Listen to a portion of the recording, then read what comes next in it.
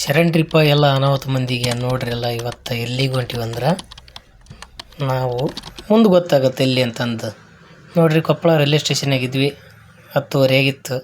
ಆ ಟೈಮಿಗೆ ನೋಡ್ರಿ ಇದೊಂದು ವಿಶೇಷ ಅಂದ್ರೆ ಒಬ್ಬರು ಮಾರ್ವಾಡಿ ಕುಟುಂಬ ಅನಿಸುತ್ತೆ. ಇದು ಕನಿಷ್ಠ ಒಂದು 38ರಿಂದ 40 ಸಂಖ್ಯೆಯಲ್ಲಿದ್ದರು.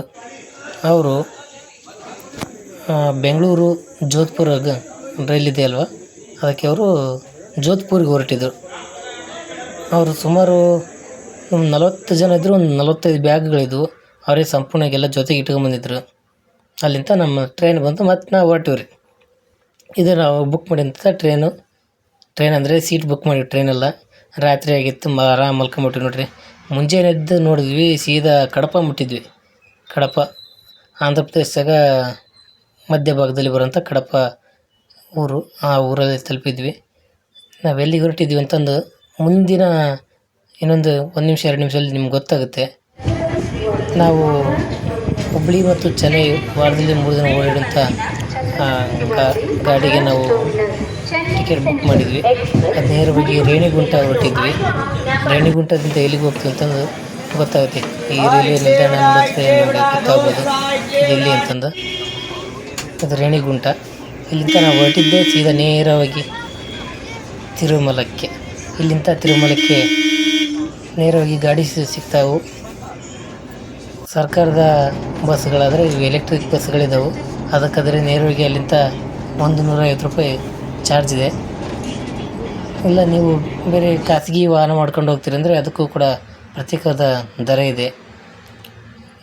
ಇದು ನಾವು ಈ ಸೇತುವೆ ಏನು ಇದು ನೋಡ್ತಿರಲ್ಲ, ಫ್ಲೈಓವರು, ಇದು ಶ್ರೀನಿವಾಸ ಸೇತು ಅಂತಂದು ತಿರುಪತಿಯಲ್ಲಿ ಬರೋಂಥದ್ದು. ಇದು ಸುಮಾರು ಒಂದು 600 ಕೋಟಿ ವೆಚ್ಚ ಮಾಡಿ ಕಟ್ಟಿರೋಂಥದ್ದು. ಇದು ಶ್ರೀನಿವಾಸ ಸೇತು ಅಂತಂದು ಫ್ಲೈಓವರ್ ಇದೆ. ಇದರ ಯಾವ ಥರ ಇದೆ ಅಂತಂದು ಒಂದು ಗೂಗಲ್ ಚಿತ್ರ ಇದೆ. ಗೂಗಲ್ ಚಿತ್ರ ಮುಂದೆ ನೋಡ್ತೀರಿ ನೀವು.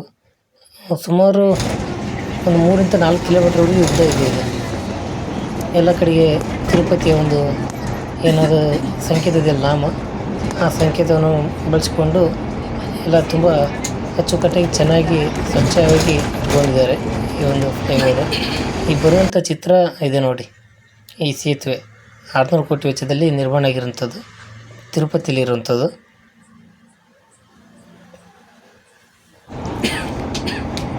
ಇಲ್ಲಿಂದ ಇಳಿದ ನಂತರ ನಾವು ನೇರವಾಗಿ ತಿರುಮಲಕ್ಕೆ ಹೋಗ್ತಾ ಇರೋದು.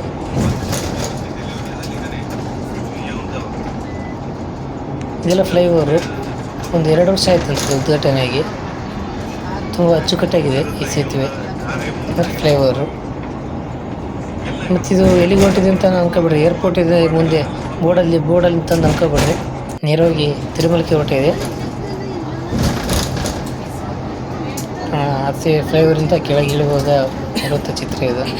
ನಾವು ರೇಣಿಗುಂಟದಕ್ಕೆ ನಾವು ಬುಕ್ ಮಾಡೋದ್ರಿಂದ ರೇಣಿಗುಂಟಕ್ಕೆ ಹೇಳಿದ್ವಿ. ಅಂದರೆ ಚೆನ್ನಾಗಿ ಹೋಗ್ತಿತ್ತು, ಮುಂದೆ ತಿರುಪತಿ ಹೋಗ್ತಾ ಇದ್ದಿಲ್ಲ.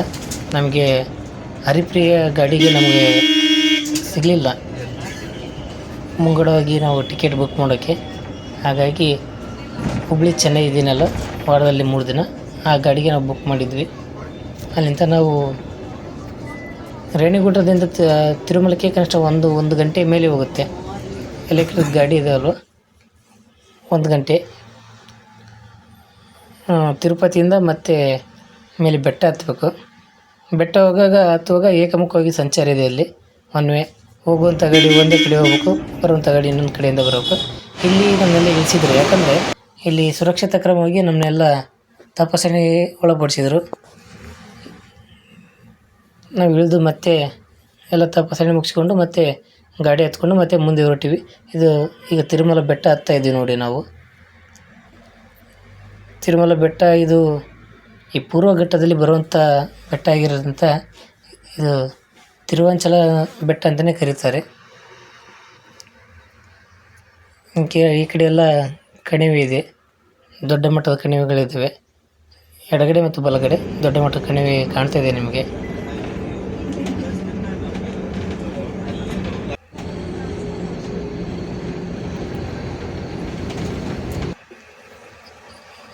ನಿಮಗೆ ಬೇರೆ ಬೇರೆ ರೀತಿಯ ವಾಹನಗಳಲ್ಲೂ ಕೂಡ ನೀವು ಹೋಗ್ಬೋದು. ಎಲ್ಲದಕ್ಕೂ ಅವಕಾಶ ಇದೆ ಹೋಗೋದಕ್ಕೆ. ಸುಮಾರು ಬೆಳಗ್ಗೆ 8 ಗಂಟೆ ನಾವು ರೇಣಿಗುಂಟ ಇಳಿದ್ವಿ.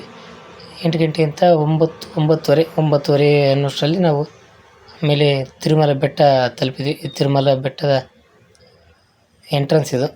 ತಿರುಮಲ ಬೆಟ್ಟ ಹೋಗುವಾಗ ಇರುವಂಥದ್ದು. ಆಲ್ಮೋಸ್ಟ್ ಇಲ್ಲಿಗೆ ನಾವು ತಿರುಮಲ ಬೆಟ್ಟವನ್ನು ಹತ್ತಿದ್ದೇವೆ. ದೇವಸ್ಥಾನಕ್ಕೆ ಹತ್ತಿರ ಆಗ್ತಿದ್ದೀವಿ ಇನ್ನು.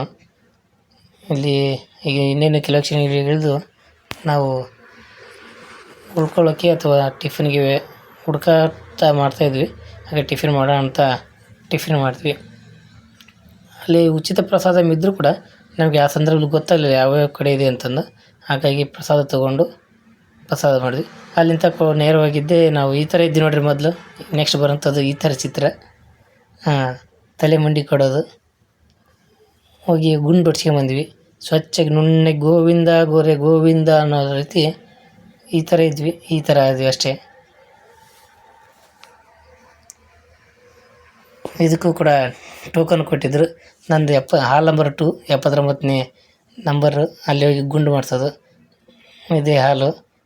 ಅಲ್ಲಿ ಗುಂಡು ಮಾಡಿಸ್ಕೊಂಡು ನಂತರ ನಾವು ಆ ಸ್ನಾನಕ್ಕಂದು ದೇವಸ್ಥಾನದ ಹತ್ರ ಇರುವಂಥ ಪುಷ್ಕರಣಿ ಹತ್ರ ಹೋಗ್ತಾಯಿದ್ವಿ. ಆವಾಗ ದಾರಿಯಲ್ಲಿ ಇದ್ದಂಥ ಇದು ಮೂರ್ತಿ, ವೆಂಕಟೇಶ್ವರ ಮೂರ್ತಿ.